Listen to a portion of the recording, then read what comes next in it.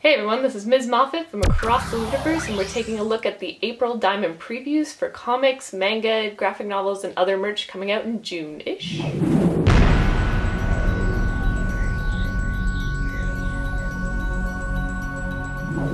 I love the smell of a new previews catalog in the morning, and this one's positively bursting with delightful gems coming out in June-ish. I'm splitting my previews videos into two parts this time around, so this one's going to deal with comics and graphic novels, and the next one's going to deal with manga, kids comics, and other merch. So let's get started.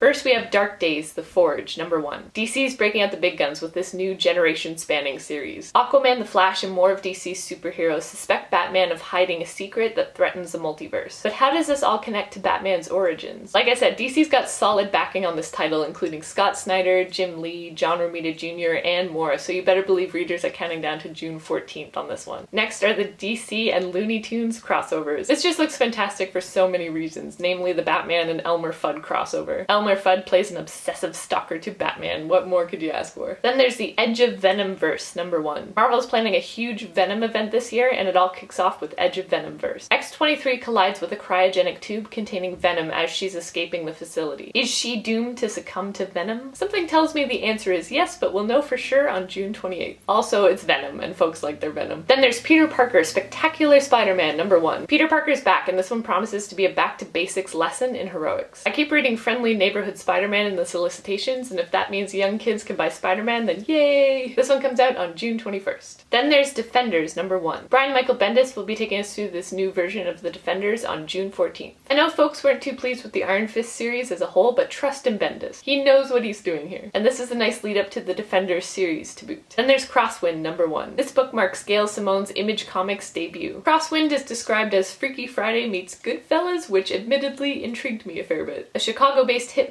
switches spots with a downtrodden Seattle housewife, and dark antics ensue. This one drops on June 21st. Then there's Bitch Planet, the triple feature. Bitch Planet caught many a reader's attention thanks to its women in prison, sci-fi, exploitation film tone. Now we're being treated to a triple feature storyline that promises rage, revolution, and ridicule. Can't complain with that. This one comes out on June 14th. And last is Mighty Mouse, #1. I know most people won't be interested in Mighty Mouse, but the first comic I ever bought was an old Mighty Mouse issue, so the younger Moffat is quite excited. Nostalgia has a direct effect on my book buying habits, and this will likely make its way into my collection on June 7th.